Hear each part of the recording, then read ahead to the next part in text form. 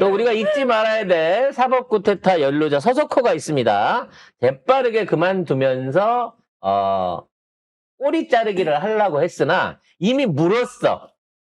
정치권 그다음에 법조계 언론계에서 서석호가 그렇게 대단해? 이거 뭐 있는 거야? 그러고 서석호 카르텔 찾기를 시작했습니다. 네. 조희대 전 대법원장 청문회를 일주일 앞두고 김앤장에서 20년 이상 근무한 서석호 변호사가 사임했습니다. 사임 직후 김앤장 홈페이지에서 그의 프로필은 완전히 삭제가 됐다고 하는데요. 서석호는 윤석열의 서울대 법대 동기이자 대구 경북고 동문으로 조희대 전 대법원장과도 전 대법원장 왜 전이라고 왜 하지? 전이라고 하지? 아직 현인데. 예, 아유, 너무 바람이 들어갔네요. 죄송합니다. 네. 조희대 대법원장과도 경북고 선후배 관계입니다.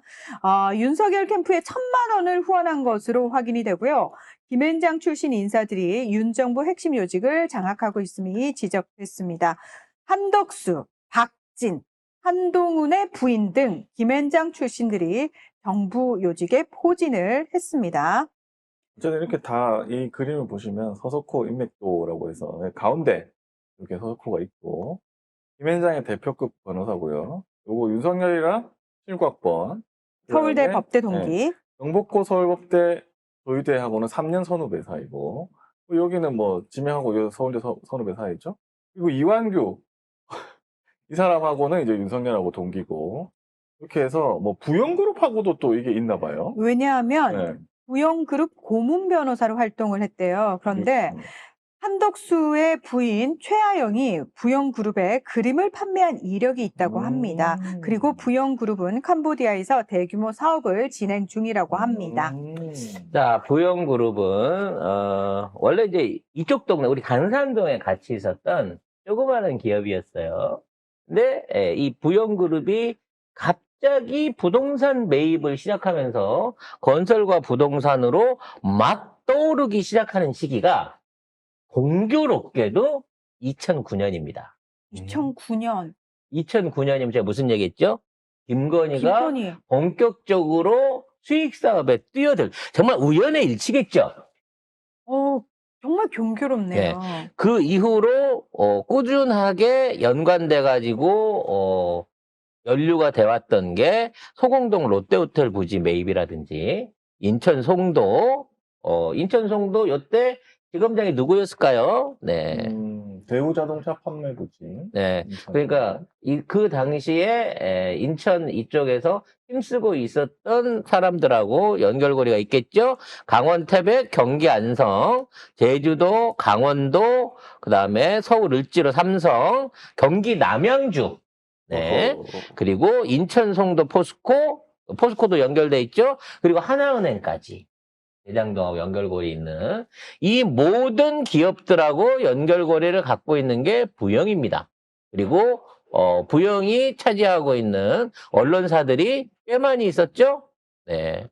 그래서 결론적으로 부영 자체가 예전에는 우리가 알고 있는 부영은 2000년대 초반에 이렇게 노태우 시절 때 200만 호 건설할 때 청구 우방과 함께 막 커 올라오던 중견 건설, 아파트 건설 기업인데 2009년 이후에는 사실상 M&A 그룹으로 바뀌었단 말이야. 그리고 저도 부영그룹 하면은 사실 예전에 제주 MBC 있을 때 제주 MBC 뉴스에 간혹 등장을 했거든요. 학교 기숙사 지어주고 막 이런 걸로 막 선행했다 뭐 이런 걸로 되게 많이 나왔었거든요. 그런데 건설사가 이제는 더 이상 아니다. 그래서 건설사보다는 M&A와 부동산 사업을 주로 영위를 해왔었고 이 사람이 순고 출신인데 회장님이 순고 출신인데 어떻게 해서 정치적 인맥을 쌓았는가라는 부분을 파가다 보면 결국은 윤석열과 이낙연과 부산저축은행이 나오는 고리가 부영입니다. 게다가 2013년에 전북을 연고로 프로야구 제19단을 유치하겠다고 나섰었대요.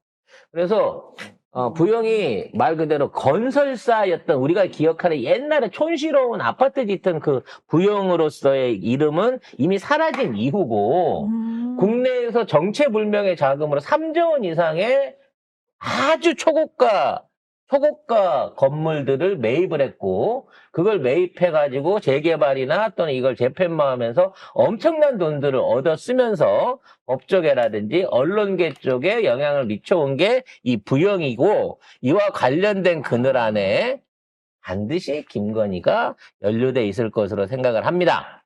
그래서 아마 이 부영그룹이 일종의 돈 세탁 창구 역할을 했을 것이고 소속호가 활동을 하는 데 있어서의 이거를 따라가게 되면 거기에 연관되어 있는 인물들이 다 기어 나올 거예요. 그러니까 일종의 쌍방울 같은 기업이라고 생각을 하시면 될 것 같아요. 근데 아직도 임대 아파트 부영이 많이 짓는데요. 임대 아파트는 LH공사와 관련이 있는 거 아닌가요? 그리고 부영이 해외 프로젝트를 적극적으로 하는데 그 나라가 어느 나라일까요?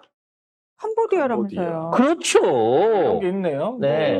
우정 캄보디아 대학교 개교. 그러니까 돈 되는 중동이나 뭐 이런 데는 전혀 안 가는 부영이 유일하게 간 데가 캄보디아라는 것도 참 웃긴다는 거죠. 네. 캄보디아 보건부와 간호인력 양성 협력 부영그룹. 우리나라 보건복지부가 캄보디아하고 친하죠?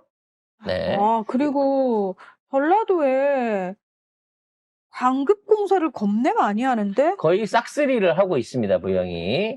뭐지? 그래서 부영그룹도 이 이제 사람이 또 대한노인회 회장이래요. 회장이.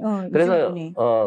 제일 쉽습니다. 서석호 변호사 통신 기록만 공수처가 확보를 해주면 거기 연루돼 있는 사람 쫙 나옵니다. 아니 뭐 포렌식 이런 거 할 필요 없어. 그러니까 이제 건진법사 게이트 이후에 이 부영과 서석호 게이트가 터지기 시작하면 이건 이제 법조계 전멸로 가는 게이트가 될 가능성이 높습니다. 이제 우리가 겨우 서석호 하나 뚜껑을 딴 거예요.